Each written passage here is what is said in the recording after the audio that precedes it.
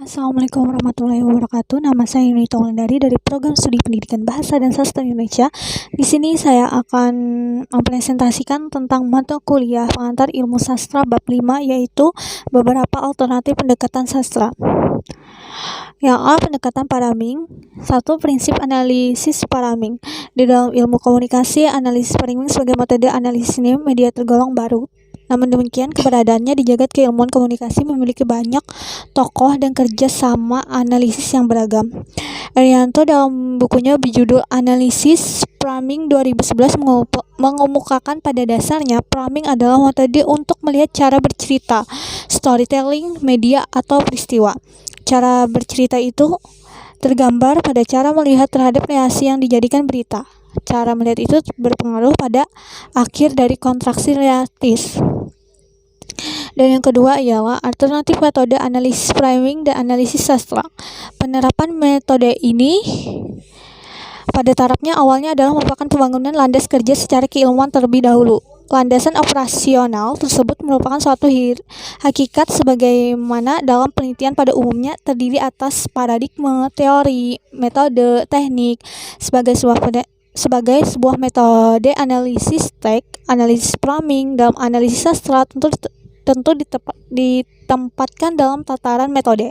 Dan selanjutnya ialah metode analisis framing sastra. Model analisis framing sastra diringkas sebagaimana uraian tersebut. Yang B ialah metode analisis sastra sebagai wancana pengetahuan. Yang pertama ialah dasar kebijakan pada penelitian sastra. Ketika manusia berkembang dan memisahkan antara sastra dengan pengetahuan, maka sastra menjadi wancana tersebut untuk pengetahuan sendiri pula. Harus menjadikan munculnya pemikiran yang dilandasi oleh suatu disiplin, produksi dan kritis sebuah pengetahuan dalam didasari oleh aturan untuk sebagaimana yang dipikirkan manusia. Yang kedua ialah konsep dasar.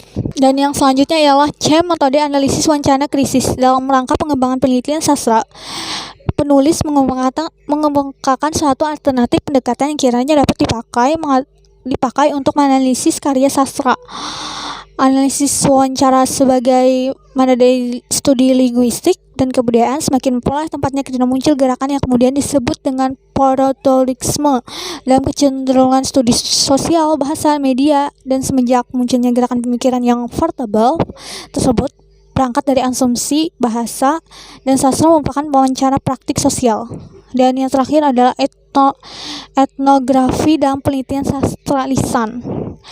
Tulisan etnografi tersebut didasarkan atas aspek-aspek pengalaman atau aktivitas budaya masyarakat dalam kaitan dengan sastra lisan. Selanjutnya dirumuskan sebagai kesimpulan dan ditemukan yang berupa konsep-konsep dan prosesi sebagai teori berdasarkan data, teori grounded dan studentif. Mungkin sekian penjelasan dari saya, kurang lebihnya mohon maaf. Saya tutup dengan wassalamualaikum warahmatullahi wabarakatuh.